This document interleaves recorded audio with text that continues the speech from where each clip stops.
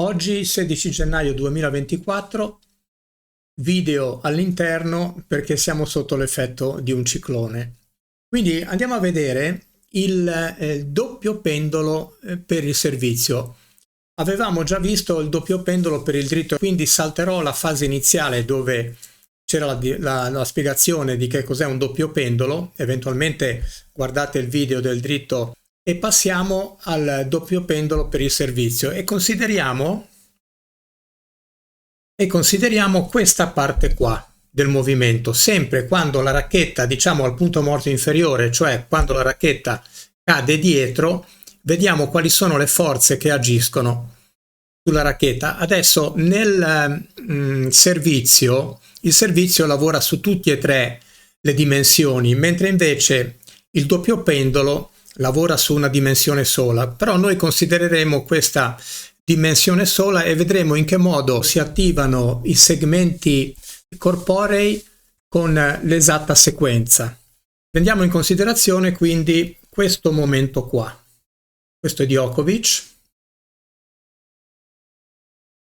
Vedete, ritorno un passo indietro, vedete la pronazione dell'avambraccio, la racchetta che guarda verso l'esterno, come avevo fatto vedere in un altro video. Comunque, ritorniamo al doppio pendolo. In effetti, nel servizio ci sono due doppi pendoli. Un doppio pendolo è formato dal braccio e l'avambraccio. Un altro doppio pendolo è formato dall'avambraccio e dalla racchetta. Allora, nella figura 1 vediamo che approssimativamente l'avambraccio e la racchetta formano un angolo di 90 gradi. Lo stesso angolo di 90 gradi c'è tra avambraccio e braccio. Quando il braccio sale, l'angolo tra l'avambraccio e il braccio rimane costante. Quindi vedete che l'avambraccio nella figura 1 e anche nella figura 2 è parallelo al terreno. In questo momento qua, quando il braccio ha raggiunto, diciamo, la sua massima estensione, fa oscillare l'avambraccio. Quindi questo è il primo pendolo. Il primo pendolo è braccio e avambraccio. Quindi in questo momento qua l'avambraccio parte, inizia ad oscillare, mentre invece la racchetta e l'avambraccio, la racchetta rispetto all'avambraccio è bloccata, non si muove ancora. Andiamo avanti. Il braccio, come potete vedere, è rimasto quasi nella solita posizione, quindi vuol dire che ha interrotto bruscamente il suo movimento in avanti, mentre invece l'avambraccio nella figura 3 si è sollevato completamente ed è arrivato quasi alla sua massima estensione, mentre invece la racchetta è rimasta ancora a 90 gradi rispetto all'avambraccio, quindi la racchetta non si è ancora mossa. Vedete che la racchetta, in questo caso, in questa posizione qua, la costa della racchetta guarda la palla. Quindi le corde sono ancora girate, diciamo, verso l'esterno, il piatto corde che deve colpire la palla. Scusate, verso l'interno, verso la testa del giocatore. In questo momento qua, l'avambraccio rallenta e guardate come accelera la racchetta nella figura 4 per poter arrivare all'impatto con la palla.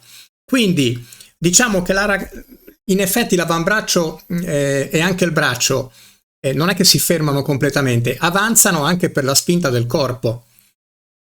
Però la racchetta ha un'azione, un avanzamento molto maggiore dell'avambraccio. Diciamo che l'avambraccio rispetto al corpo avanza di circa 10 gradi, mentre invece la racchetta rispetto all'avambraccio ha un avanzamento di 90 gradi e quindi arriverà all'impatto alla sua massima velocità. Se noi non rispettiamo questa sequenza, perderemo le spinte, quindi perderemo la spinta del braccio. Ad esempio, se io da questa posizione faccio partire subito la racchetta, inibisco tutta l'azione del pendolo del braccio e avambraccio. Quindi questa è a mio avviso si può considerare una giusta progressione di movimento a partire dalla racchetta quando è nel punto morto inferiore, quindi quando inizia la sua accelerazione verso l'alto, fino a quando arriva al contatto con la palla. Il principio del doppio pendolo è ampiamente rispettato, cioè un segmento corporeo si arresta o riduce bruscamente la sua velocità per trasmettere il movimento e l'energia al segmento corporeo successivo. Buon tennis a tutti! Qui per il momento non si gioca.